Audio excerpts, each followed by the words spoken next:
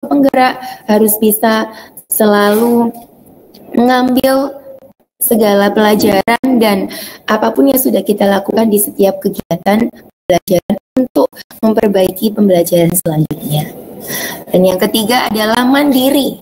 Mandiri dalam hal ini adalah diharapkan guru penggerak bisa secara mandiri ya melaksanakan dan melakukan segala proses yang berhubungan dengan belajar mengajar maupun segala kegiatan yang ada di sekolah.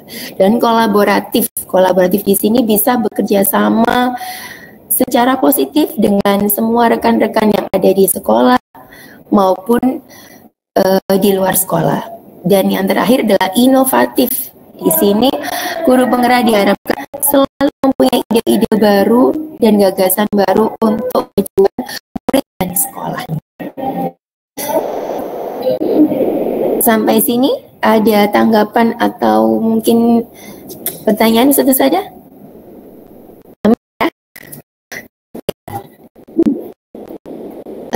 Next saja.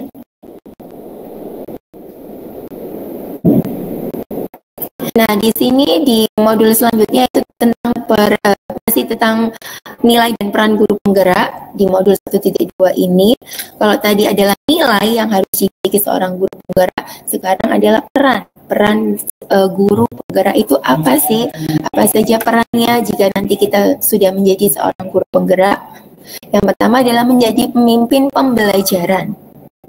Dalam hal ini bagaimana kita mengorganisir segala kegiatan pembelajaran yang ada di kelas supaya murid yang ada di kelas itu bisa belajar dengan maksimal, dengan nyaman dan bahagia pastinya sesuai dengan filosofi KHD tadi.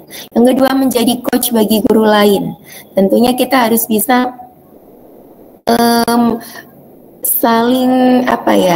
saling berbagi ya, berefleksi satu sama lain ketika ada suatu kekacauan yang lain, kita memberi kita kepada mereka. Orang kolaborasi, yaitu kerjasama baik kita sesama jenjang ataupun dengan atau dengan yang lainnya. Lalu mewujudkan kepemimpinan dalam hal ini kita menarik murid kita itu untuk menjadi pembelajar. Jadi mereka bisa mengatur atau mengorganisir kelompok belajar kelompok. Mereka bisa menjalankan kegiatan belajar kelompoknya. Kita kasih tanggung jawab. Jadi mereka belajar menjadi seorang pemimpin kelompoknya. Contoh kecilnya seperti itu. Dan yang paling penting adalah menggunakan praktisi, di mana di suatu sekolah sudah terdapat komunitas, misalnya kalau di MM ini ada komunitas yang sekarang kita aktifkan dalam kegiatan pengimbasan budaya positif ini, dan masih banyak yang lainnya komunitas praktisi di SJMM. Demikian presentasi dari saya, nanti akan dilanjutkan oleh Ustadzah Indah untuk materi yang selanjutnya. Terima kasih.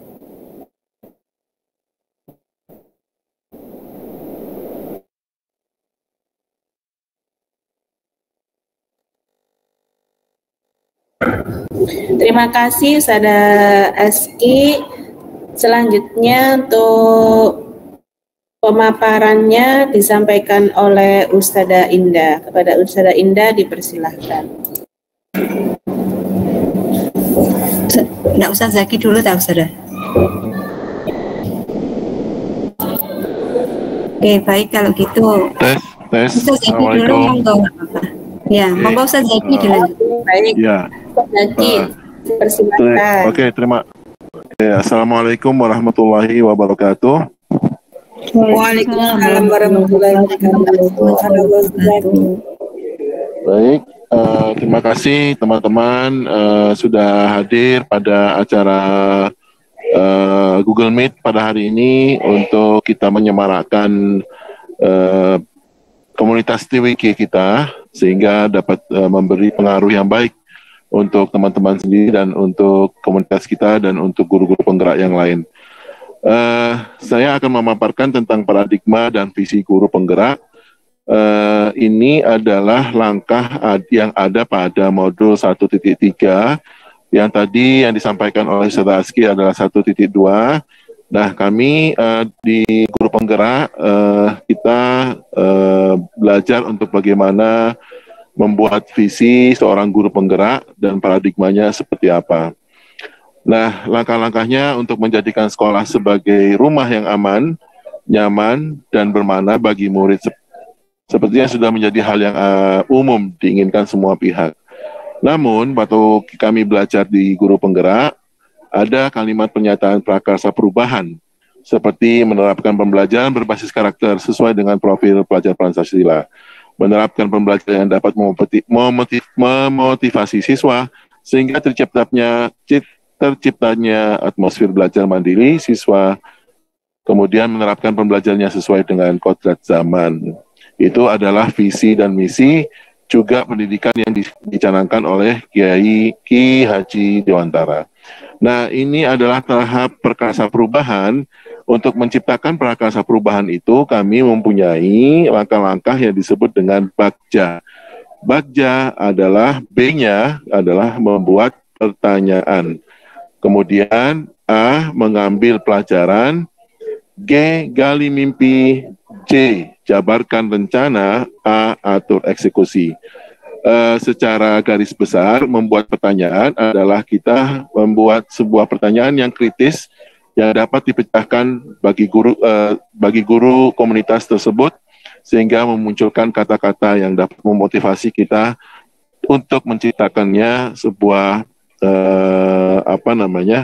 sebuah visi yang akan kita terapkan bersama.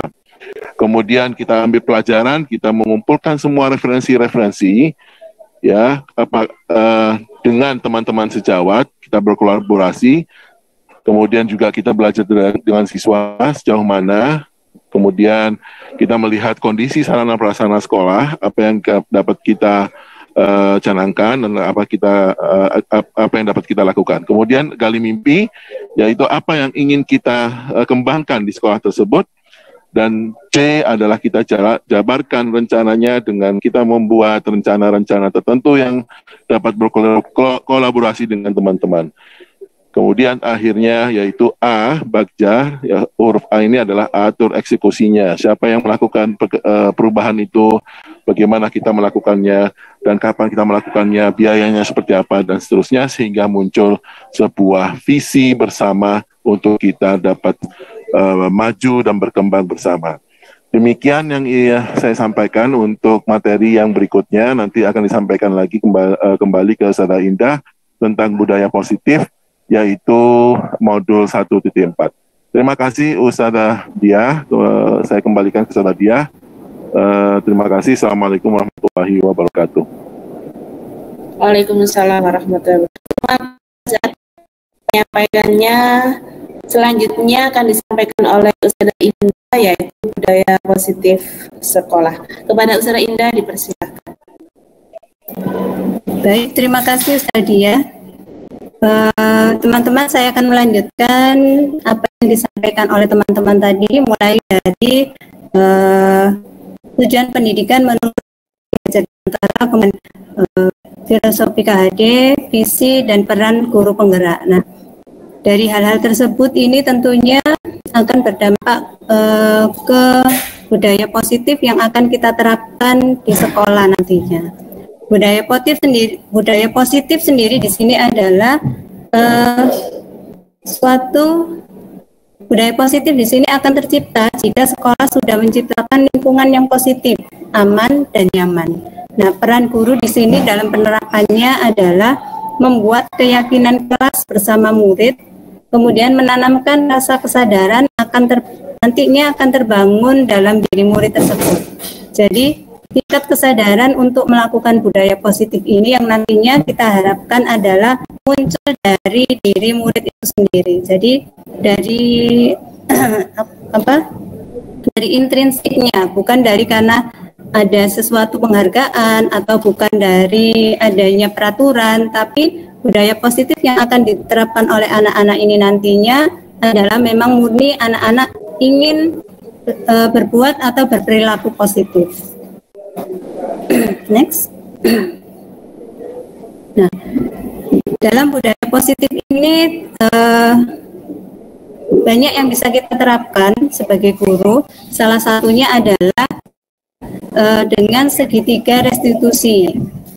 Segitiga restitusi di sini yaitu untuk menciptakan kondisi yang mengajarkan murid-murid kita dalam mencari solusi dan bertanggung jawab dalam menyelesaikan permasalahannya.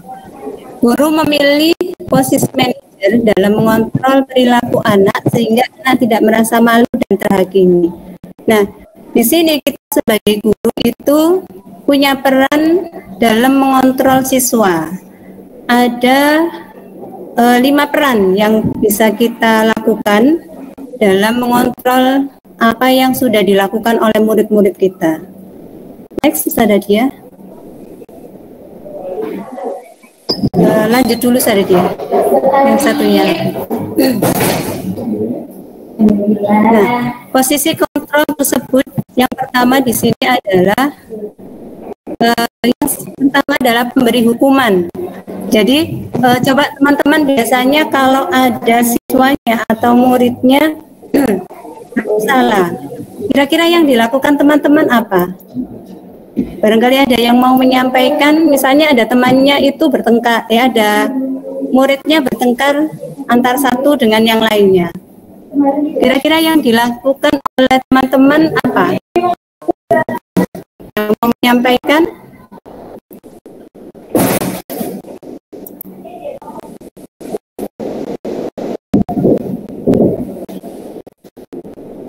Oke, monggo Bu Usada TV.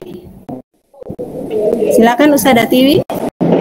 Ya, dipanggil keduanya untuk di cross check apa yang terjadi. Seperti itu. Jika ada saksi, ya saksinya juga dipanggil. Lalu akhirnya disesuaikan dengan ceritanya anak tadi. Seperti itu. Setelah itu ya didamaikan. Seperti itu. Baik, terima kasih Usada TV. Ya, jika anak-anak itu misalnya tadi ada bertengkar, betul sekali yang disampaikan Usada TV yaitu mendamaikan, memanggil dua-duanya, kemudian di cross check, kemudian padapan yang sudah dilakukan Usada TV itu tadi itu di tahap yang ini bisa kontrol yang pertama, yang ketiga ini ada yang tadi pemberi hukuman, kemudian pembuat rasa bersalah, kemudian kontrol kita teman, kontrol sebagai tahu dan manajer.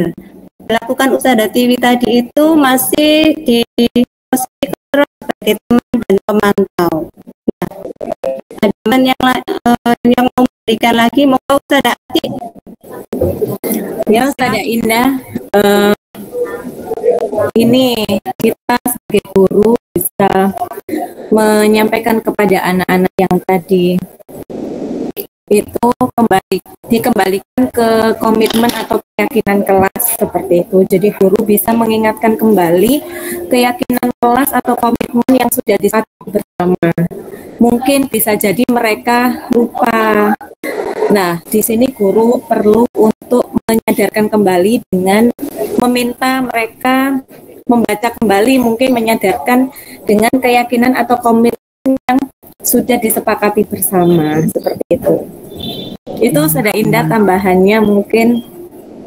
Ya, baik. Terima kasih Ustadz Ati. Ya, itu tadi ada tambahan ya, selain memanggil, kemudian meng-cross check, menanyakan. Nah, itu adalah kita itu menghubungkan dengan keyakinan kelas yang sudah kita sepakati bersama. Nah, dengan meyakini menghubungkan dengan keyakinan kelas tersebut, kemudian nanti itu siswa atau murid kita akan kita jadi diskusi solusi bagaimana. Jadi kita mengajari murid untuk mencari solusi sendiri.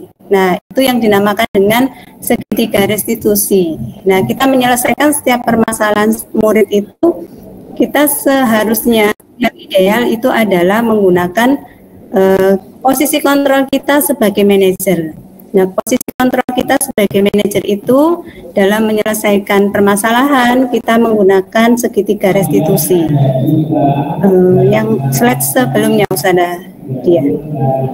Nah, segitiga restitusi ini prosedurnya atau caranya adalah ada 3, dibagi menjadi 3. Di sini ada yang pertama menstabilkan identitas.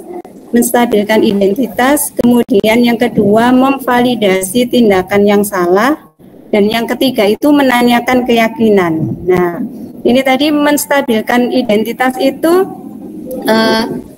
setelah murid kita ajak berdiskusi, nah itu alasannya mengapa dia tadi itu seperti yang disampaikan Ustazah Tiwi tadi, kenapa kok bertengkar, alasannya apa. Nah, itu menstabilkan identitas. Kemudian, nah, ketika anak-anak sudah mengakui kesalahannya, itu kita stabilkan. Memang setiap manusia itu pasti pernah salah. Jadi istilahnya anak itu nggak merasa dimarahi, merasa salah. Tapi dengan sudah merasa salah itu, maka kita harus bisa memperbaikinya. Nah, itu menstabilkan identitas, ya. Kemudian dilanjutkan dengan memvalidasi tindakan yang salah tadi. Nah, ada alasannya kenapa tadi kamu melakukan itu. Kemudian setelah itu kita minta anak-anak berpikir kira-kira caranya gimana kalau sudah berbuat salah. Nah, mereka akan berpikir, oh, meminta maaf, kemudian memperbaiki dan sebagainya. Dan yang ketiga itu menanyakan keyakinannya. Kita hubungkan dengan keyakinan kelas sesuai yang disampaikan Ustazah Ati tadi. Kira-kira keyakinan kelas mana sih yang dilanggar oleh murid ini tadi ketika melakukan pertengkaran? Misalnya